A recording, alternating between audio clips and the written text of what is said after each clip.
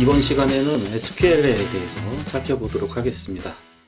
SQL은 Structured Query Language의 약자로 관계형 데이터베이스, 즉 오라클, MySQL, 그다음 MS SQL 등과 같은 RDBMS에서 스키마나 데이터를 다루기 위한 특수 목적의 언어입니다. 크게 이제 스키마를 정의하는 DDL하고 그다음에 데이터를 조작하는 DML로 구분을 합니다. 이 SQL 시간에는 이 DDL과 DML에서 필수적으로 우리가 많이 사용이 되는 것들 위주로 강의를 진행해 보도록 하겠습니다. SQL은 이제 국내에서는 SQL이라고 많이 발음하는데 외국 유튜브 사이트나 뭐 이런데 블로그 같은 거 보면은 SQL이라고 발음하시는 분들도 많이 계십니다. SQL 강의를 진행을 하려면 이 마리아DB, MySQL과 같은 데이터베이스가 필수적으로 설치가 되어 있어야 되는데요. 이 마리아DB를 도커로 세팅하는 영상을 제가 미리 만들어 놨으니까 이 영상을 보시고 세팅을 하신 다음에 진행을 하시면 되겠습니다. 제 채널에 보면은 이제 마리아DB를 도커로 세팅하기 이렇게 되어 있는데요. 도커를 이제 설치를 하고 그 도커를 이용을 해서 마리아DB를 설치를 하고 그 다음에 플러그인 하나를 설치를 해서 VS 코드에서 조금 더 편하게 사용할 수 있는 방법을 제공해 주고 있습니다.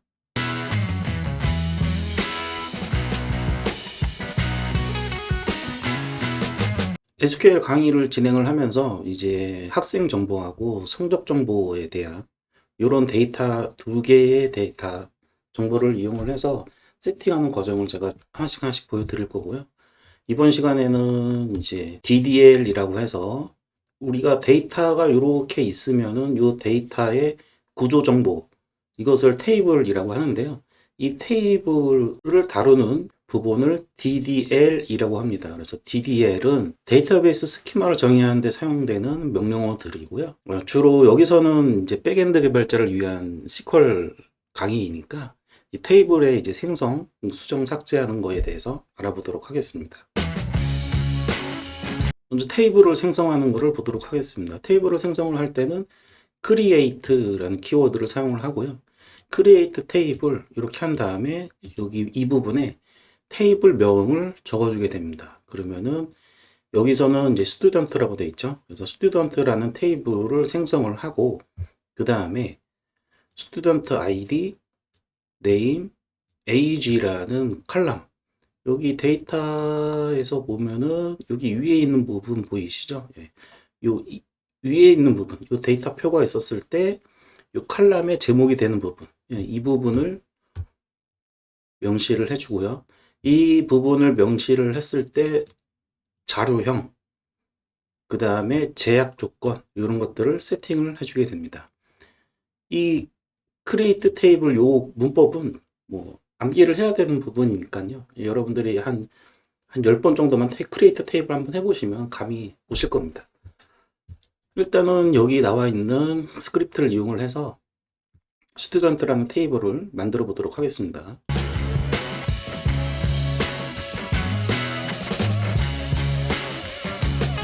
이렇게 놓고요.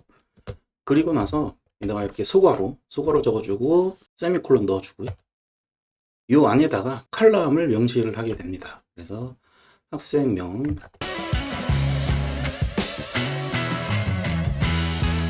이렇게 칼럼의 제목이라고 보시면 되고요. 이 칼럼의 제목을 적어주신 다음에 칼럼에 들어가는 데이터가 어떤 데이터 타입을 가지는지도 명시를 해줘야 돼요. 그래서 한 칸 띄고 int라고 적어주시고요. 그 다음에 이름은 문자열이죠. 그래서 아차, 그리고 괄호 열고 몇 자리를 집어넣을 거냐, 50자리.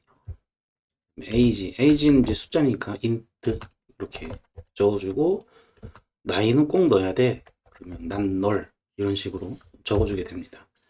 뒤에 이름도 꼭 있어야겠죠. 그 다음에 스튜던트 아이디는 학생을 유일하게 구분해주는 칼럼이기 때문에 프라이머리 키라고 적어줍니다. 네, 이렇게 적어주고 나서 얘를 이제 실행을 해볼게요.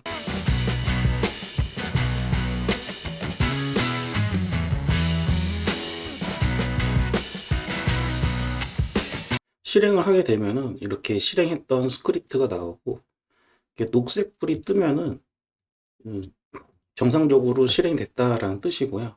얘가 진짜 실제로 실행이 됐는지를 보려면 이제 툴의 도움을 받으면 여기 테이블 쪽에 열어보시면 스튜던트라는 테이블이 생긴 것을 볼 수가 있습니다. 우리가 아직 DML이라고 하는 이제 select 키워드를 아직 배우지 않았기 때문에 먼저 좀 설명을 드리자면은 select from student라고 하고 실행을 해보면 이와 같이 정상적으로 실행이 되면 밑에 이렇게 데이터가 들어가 있으면 데이터가 출력이 되거든요. 이렇게도 확인을 하실 수가 있습니다. 테이블이 이제 정상적으로 세팅이 됐으니까요. 이 테이블에서 칼럼들을 세팅할 때 사용되었던 자료형에 대해서 좀 더 자세하게 살펴보도록 하겠습니다. 데이터베이스에서 자료형은 크게 세 가지로 구분을 합니다. 문자형, 그 다음에 숫자형, 그 다음에 날짜형으로 구분이 됩니다. 데이터베이스별로 이 문자형, 숫자형, 날짜형 각각 요거를 나타내는 키워드가 조금씩 다르긴 하지만 거의 대부분 사용하는 키워드들만 제가 요약해서 보여드리도록 하겠습니다. 문자는 이제 데이터베이스에 데이터를 저장을 할 때 이제 문자로 저장한다. 예, 그때 사용하는 것이 문자형이고요. 예, 대표적으로 차르, 그 다음에 바차, 요 두 가지 키워드들을 사용을 합니다. 그래서 여기 보시면은 제가 이제 스튜던트 네임 이렇게 하고 나서 바차라고 적어주겠죠. 얘는 이름이라는 칼럼에 들어가는 데이터 자료형은 문자열로 들어가야 되고 최대 50개까지만 집어넣을 수 있다라는 것을 의미합니다. 여기다 100이라고 적으면 100자까지 집어넣을 수 있다 이런 뜻이고요. 차르라는 것이 있는데 차르도 이제 문자열입니다. 차르도 문자열인데 여기에 예를 들어서 차르 1로 넣었다 그러면 문자 하나만 넣을 수 있다라는 뜻이고요. 보통 대부분 바차로 다 해결이 되기 때문에 여러 자리를 관리하는 데이터 칼럼이라면은 이 바차를 많이 사용을 하고요.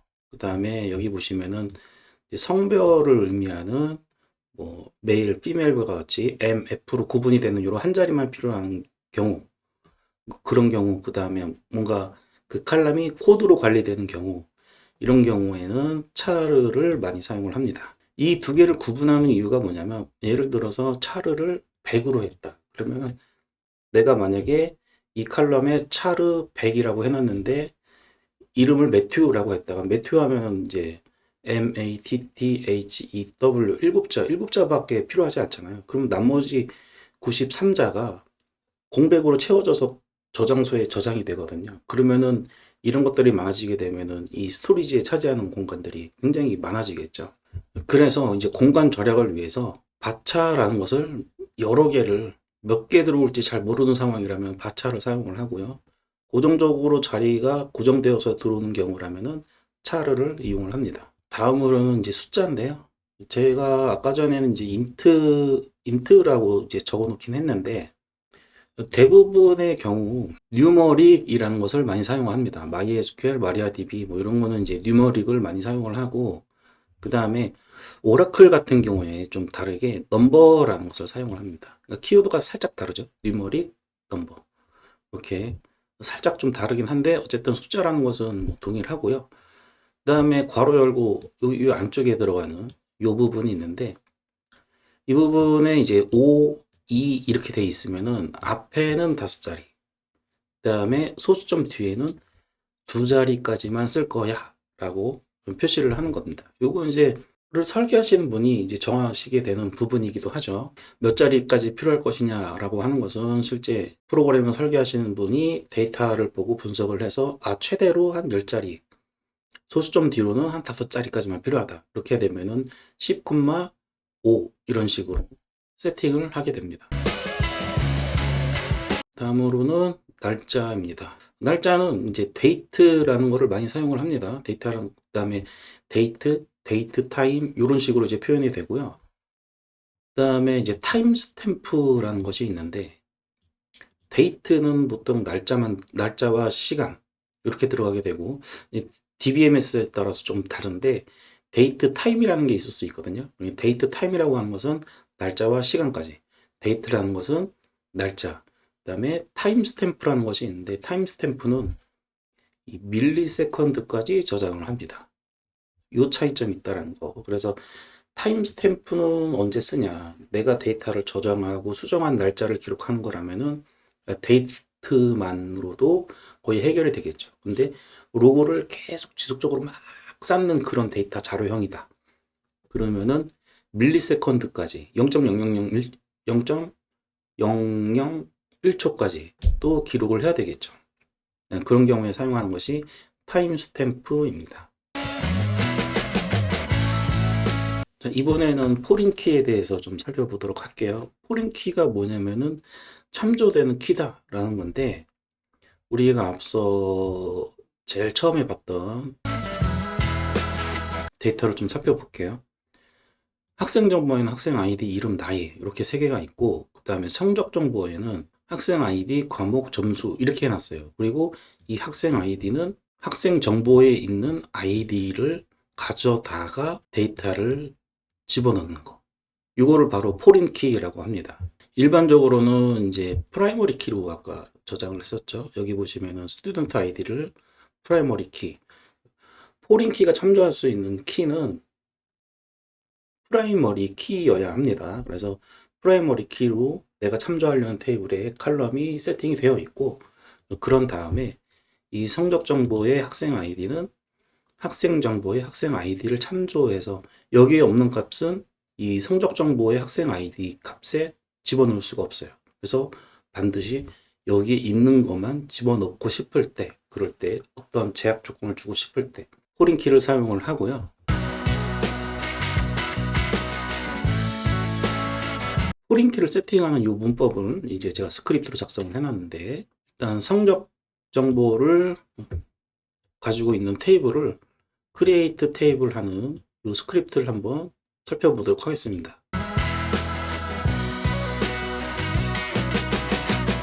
자, 실행을 할게요. 하면은 이제 성공했고요.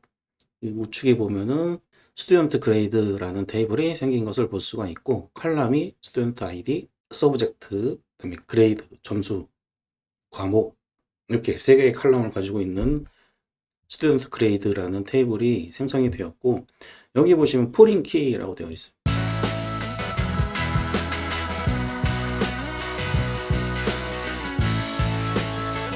자, 포린 키라는 키워드가 있는 거고, 여기에다가 이제 스튜던트 아이디, 요 스튜던트 아이디를 얘기합니다. 내가 지금 생성한 테이블의 칼럼, 스튜던트 아이디라는 칼럼은 레퍼런시즈, 참조한다. 무엇을? 스튜던트 테이블에 있는 스튜던트 아이디 칼럼을 참조한다 라는 뜻입니다. 그래서 여기에 이제 이 스튜던트 아이디하고 참조할 스튜던트 테이블의 칼럼명이랑 지금 저는 이제 같게 세팅을 했지만 다르게 세팅하셔도 됩니다. 여기 있는 스튜던트 아이디라고 되어 있는 거를 std id 그러면은 요 이름만 얘랑 맞춰주시면 되고요. 반드시 동일할 필요는 없지만 대부분은 설계를 할 때 이렇게 맞춰두면 이름을 참조할 테이블의 칼럼명이랑 맞춰두면 나중에 이제 보기가 편해지기 때문에 대부분은 이렇게 맞춰서 스크립트를 구성하게 됩니다. 이렇게 포린키로 레퍼런스를 걸어두면은 이 조인문이라는 것을 사용을 할 때 조인 온이라는 이 문장을 이용을 할 때 많이 활용이 되고요. 포린키를 이용해서 조인문 하는 것은 제가 이제 뒤에 DML에서 셀렉트 할 때 그때 다시 한번 자세하게 하도록 하겠습니다. 자, 이번에는 우리가 지금까지는 이제 크리에이트 했죠. 크리에이트 테이블. 근데 기존에 만들어진 테이블을 수정을 할 때 그때 사용하는 키워드는 alter 테이블입니다. alter. 네, 수정한다라는 뜻이죠. alter란 테이블이고 이제 그 alter란 테이블에 뭐 칼럼을 추가할 때는 뭐 add 칼럼 혹은 뭐 다른 거를 할 때는 뭐 add 뭐 이런 식으로 사용을 하게 됩니다. 근데 가장 기본적인 부분은 기존의 테이블에서 칼럼을 추가하고 싶을 때 사용하는 스크립트 제가 하나만 들고 왔습니다. 그래서 칼럼을 저는 데이트 에디드라는 칼럼을 추가하도록 할게요.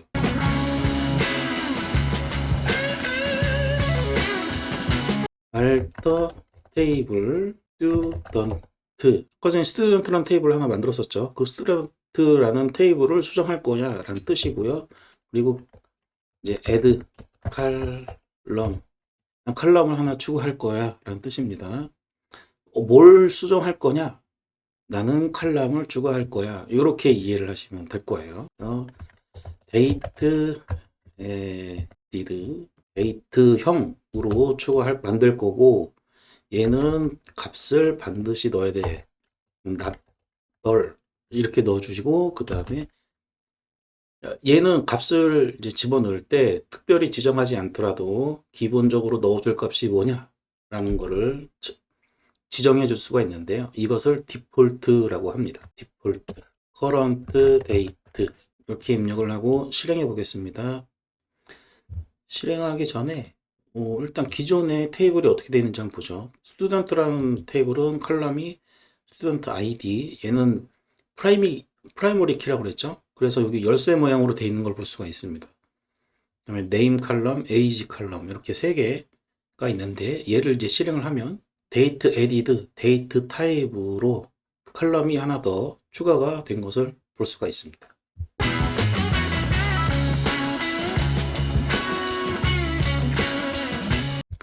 그래서 난 널이라고 적어주게 되면은 빈 값을 넣을 수 없다. 무조건 값을 정해줘서 넣어야 돼 라는 뜻이고, 디폴트라는 뜻은 내가 값을 지정해 주지 않더라도 기본적으로 집어넣어 줄 값, 이것을 디폴트라고 합니다. 자, 이번에는 드랍입니다. 여러분들 이제 좀 아시겠죠? 테이블을 수정할 때는 알터 테이블을 생성할 때는 크리에이트 테이블. 자, 드랍 테이블 하면은 테이블을 삭제하는 거겠죠. 자, 얘를 실행해 볼게요. 아까 전에 우리가 만들었던 스튜던트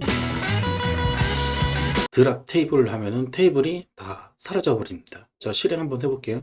자, 여기 느낌표 떴죠? 지금 스튜던트 테이블은 아까 전에 우리가 만들었던 스튜던트 그레이드라는 테이블하고 연결이 돼 있잖아요. 포린 키로. 자, 스튜던트 그레이드라는 테이블에서 스튜던트 테이블의 스튜던트 아이디하고 이 스튜던트 아이디 칼럼하고 연결이 돼 있다 보니까 스튜던트 테이블하고 스튜던트 그레이드라는 테이블이 연결이 되어 있는데, 얘가 지금 스튜던트 그레이드라는 테이블이 스튜던트 테이블을 참조를 하고 있잖아요. 그러다 보니까 얘하고 연결된 것이 있으면 드랍을 사용할 수가 없습니다. 그래서 이 스튜던트 그레이드라는 테이블을 먼저 삭제를 하거나 아니면은 연결을 끊어주거나 둘 중에 하나를 해줘야 돼요. 여기서는 스튜던트 언더버 그레이드라는 테이블을 먼저 드랍을 하고 그 다음에 스튜던트 테이블을 드랍해 보도록 하겠습니다. 그래서 얘를 먼저 실행하면 안 되고 드랍 테이블 스튜던트 그레이드라는 테이블을 먼저 드랍을 할게요. 자, 드랍했습니다. 드랍했고 그 다음에 스튜던트 테이블을 드랍해 보도록 하겠습니다. 네, 드랍이 되죠. 예, 연결된 게 있는지 없는지를 체크를 하기 때문에 드랍 테이블은 될 때도 있고 안 될 때도 있고 라는 거를 꼭 기억을 하고 계시고요. 드랍하고 조금 기능이 다른 트렁크케이트라는 것이 있는데, 트렁케이트라는 이 키워드는 여기서 트렁케이트 테이블 스튜던트 하면은 스튜던트 테이블에 있는 칼럼 구조 이런 것들은 그대로 남겨두고 안에 들어가 있는 데이터만 지워주게 됩니다. 자, 여기까지 해서 DDL에 대해서 전부 다 살펴봤고요. DML로 넘어가기 전에 제가 이제 툴 하나를 좀 소개해 드리도록 하겠습니다. 지금 제일 처음에 봤던 요 마리아DB를 도커로 세팅하기, 요 영상을 이제 보신 분들은 VS 코드 확장 프로그램인 데이터베이스 클라이언트라는 것을 설치를 하셨을 거고요. 그거를 이제 설치를 하고 나면 지금 여기 화면에 보이시는 것처럼 이렇게 DB 연결 툴을 바로 사용을 VS 코드에서 사용을 하실 수가 있고, 보통은 이렇게 간단하게 실렉트 콜이 날리거나 콜이 이제 테이블 생성하거나 요럴 때는 이제 이것만으로 되는데, 이 보통 일반적으로는 데이터베이스를 다룰 때 별도 툴을 많이 사용하거든요. 유료 툴도 좋은 것들이 많지만 무료 툴 중에서는 제가 추천드린 거는 dbeaver라는 툴을 추천을 드립니다. 구글에서 이렇게 dbeaver로 검색을 해 보시면 이와 같이 dbeaver 링크가 걸려 있고요. 여기서 다운로드 받으셔서 설치를 하시면 되고, 요 자세한 사용법은 나중에 제가 별도로 영상을 만들어 드리도록 하고요. 지금은 여러분들이 요 데이터베이스 클라이언트라는 확장을 설치를 해서 이 강의를 같이 저랑 진행하고 있다라고 가정을 하고 DM의 부분을 넘어가도록 하겠습니다.